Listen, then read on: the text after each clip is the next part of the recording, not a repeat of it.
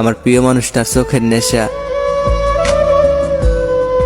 রাতে আমারে ঘুমাতে দেয় না।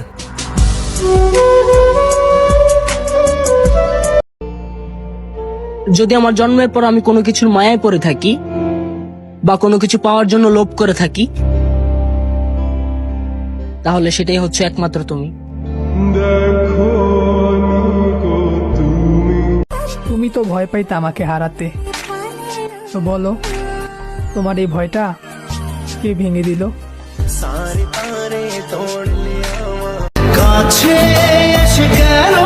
ভালোবাসাটার পূর্ণতা পেল না, তুমি আর আমার হলে না।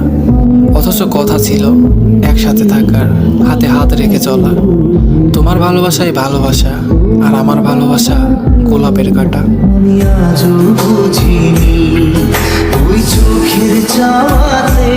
তাকে অন্য কেউ স্পর্শ করবে, তার হাত ধরবে, তার পাশাপাশি হাঁটবে, কেউ তাকে জড়িয়ে ধরবে, তার বুকে মাথা রাখবে আর তাকে বলবে আমি তোমাকে ভালোবাসি। এইসব ভাবলে আমার চারিদিকে অন্ধকার হয়ে যায়, নিঃশ্বাস আটকে যায়, বুকের ভিতরটা হাহাকার করে, না চাইতেও চোখ দিয়ে পানি চলে আসে।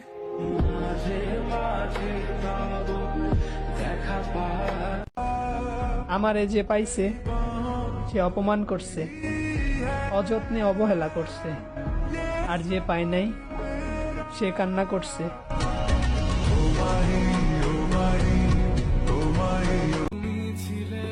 সে মুক্তি চেয়েছে, আমিও মুক্ত করে দিয়েছি।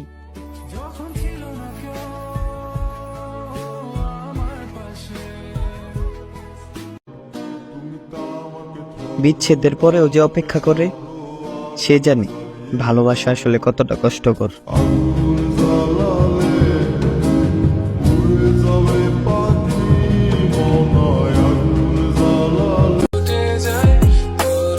অন্ধ প্রেমের গন্ধ দিয়া নষ্ট করলি আমারে। আমার এই চোখের পানির হিসাব দিবি খোদার কাছে হাসরে।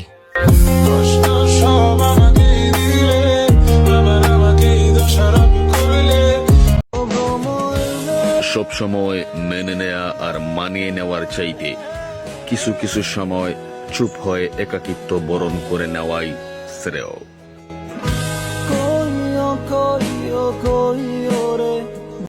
কোন এক কবি বলেছিলেন, পড়িও না নারীর প্রেমে, করিও না ভুল, কারণ নারী হলো বিশ্বাসঘাতক, সর্বনাশের মূল। তোমাকে ভুলে থাকার সাধ্য নেই আমার, তোমার মায়ার এমন ভাবে আটকে গেছি আমি, মৃত্যু ছাড়া কোনোদিনও ভুলবো না তোমায়।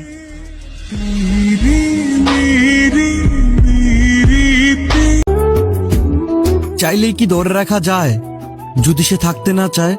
কবি বলেছেন বেঁধে রেখে লাভ নাই, উঠতে দিয়ে দেখো।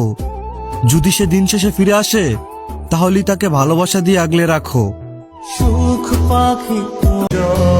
যদি আমাকে কেউ বলে পৃথিবীর সব থেকে মায়াবী কি ছিল, আমি নির্দ্বিধায় তোমার চোখের কথা বলবো, কারণ তোমার ওই চোখ প্রতি রাতে স্বপ্নে আমার চোখে চোখ রাখে।